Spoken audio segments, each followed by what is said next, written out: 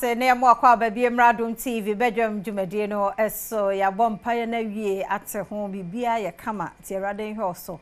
na okwa onfa nkomra sumdue mu so emaye de edu so no give us herbal center aba dandue yimo nuro awodo awon mo wo no obo ahine champo age ne che ene ebedi nkomo ya mo akwa ba Zavia mejoso na bia boko de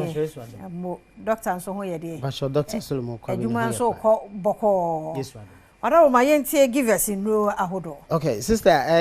mema obi akwa abamra Adom TV so na mema obi ehunu se. Yade ahodo obi ho a betimi abɔ ho ban.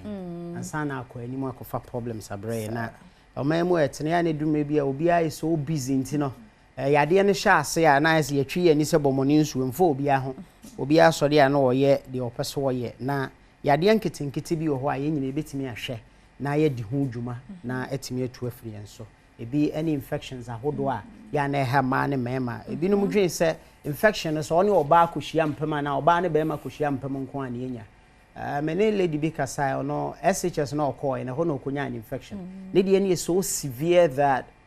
ahano ama ene kura no doctors chere se ontime nwo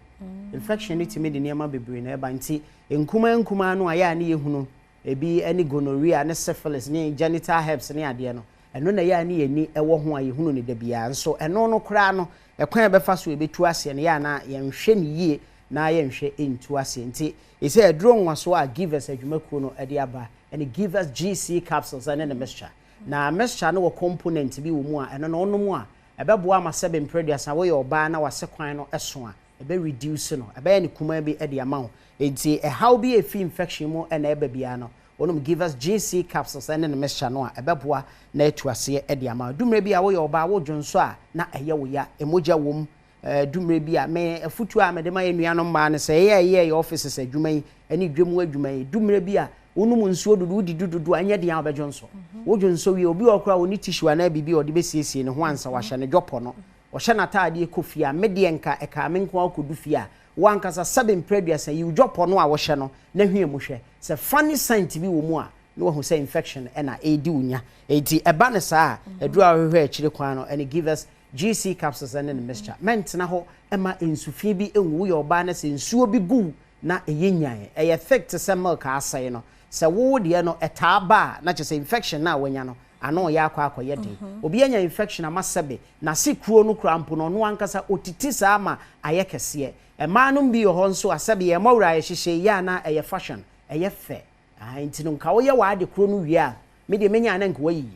enti binum so timi di wurawura won ho siesie won ho kwa akire nyankopon obo ma no obo ade bi wo nipadua no mu a eno ana cleanse wo mo ahemfi ho no mo enti no sa wodi nsuo kakra hohora nim wa akire wo de nde e yo nyame ne cleansing na sem enso na mfofo bi akire won se koto ade bi na bi ewunam na hwie gum koto ade bi na fafa won sa no na fa wurawuram bonse na akwa akotete enzymes ne bi afi ho enti se no firi ho no mo a bonse ade ketua bi wankasa wagya na wo nkwa akoso no heat kakra bi bo fa ho a na wakwa akonya infection awo ho enti mesra mo niam amode hyehye mo ase no no ebetimi a enka mo nhwe ne yie na munyai na aduru a eno so beboa na cleanse system no ama infection ni nyina afiri nipadua no emu no and it give us GC capsules and in the mixture ye ton ewo drugstore ne pharmacy shop bia na genital herbs ne de me de eye me hu me de mani ehunu bi da eya na esisi wu nipadua no eho etese somoro no etetare so wu etimi ya wo ya na ekekawo ni nyina ye infection ni bi se eye severe ene deba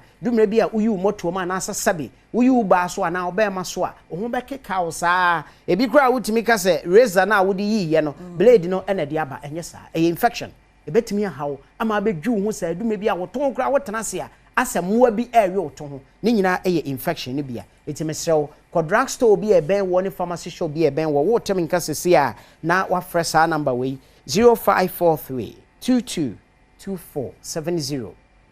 ya beje so ne ya kire oba bia abenya aduro ni bi ato ne nei batakari adoso ntia me ehu kramo papa obi asode a wo so woto nnura me de asiesie ye ho enti amanfo oto nno bi nom amanfo oto enuani bi di ni ade a the infection ahodo na ebere wo mo na unya give us GC capsules ene mixture ni bi to no ma beboa won taade a wo hwekura no etimi ma infection tena wo so be ma bi wa infection ache no atete na ha no ama sese no ne be ma na ye kuma bi mesrewo kope give us GC capsules ene mixture ni bi na to no na mu ansiesie wo obe ma adumre bi kura asa fatu table so na pa mu na titimu emu timi keka wa ma oyo hwe a enye yie tie na hye no nso se be ma ne oba akokohyiam na infection ni bi oba no so na eba be ma no so a enne ya won sabetimi aka ebe hye ase na symptoms no ahye ase na oba de one be ma hia na be ma no wo sa infection ni bia e wo mfie dodo bi e wo bosome dodo bi ansa na sa infection ada no ho adi nti mesra wo se wo no oba bi akohia na sesebe oba ma no eho kekawo edumre bi a wo ha ne wo hemu na kyese ekekawo pa wo hwo ankasa kora no sebe mpreduasa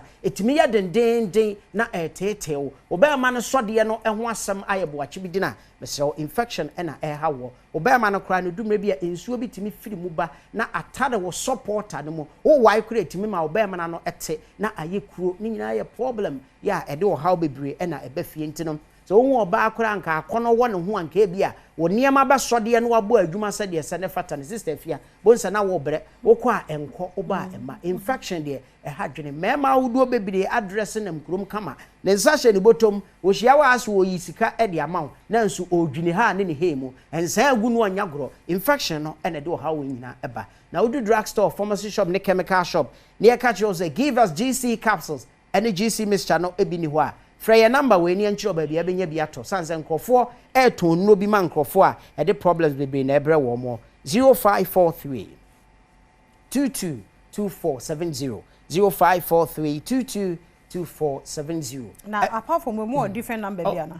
okay we no na for now no obetimi afre other numbers all there but this is what I have yeah ofra and e boy no biem na director mfa no moment so director me so tie number no na fair no mum to so ma o mo mpacho yenti o 0543 0543 22 24 70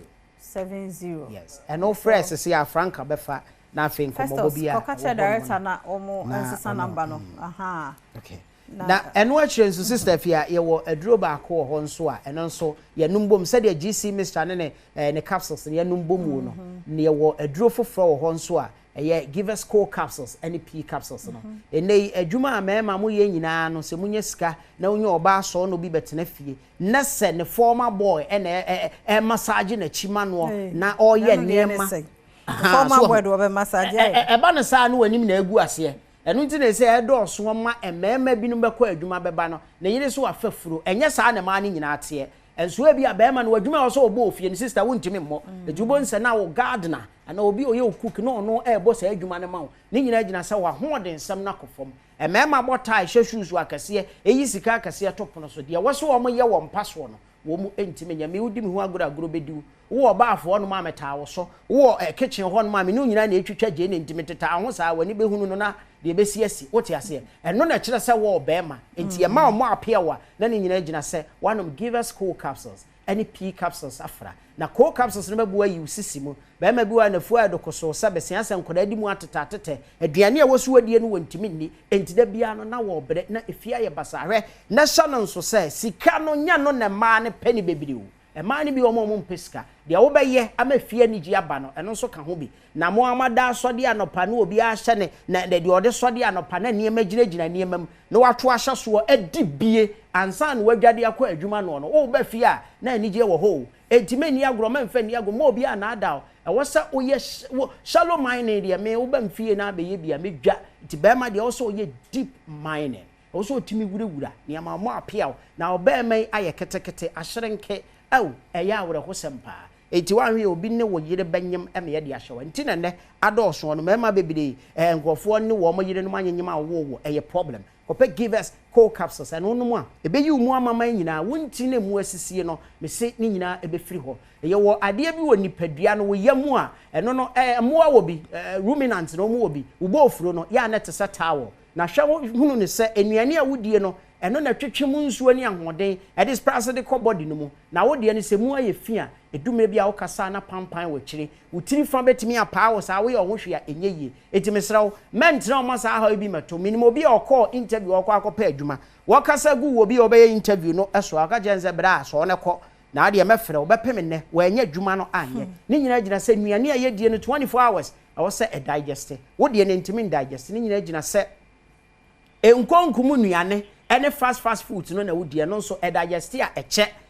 fiber enim dodo nti ya na problem mesrew kopa give us cool capsules na tonom na no kwasam ne se wonom a ebeyi uyam no kakra nti eyi uyam na ehuhuru ntin mu na de pii power no fetchire na no so eye duma adabijo ase ebetu akọ fra 0543 2224 70 baby eton no bia obenya bi wo ho ebe bo adu 0543222470 now when give us herbal center mpani for akasa ne kire wadwen bia wo frɛ wo ma omo ebeboa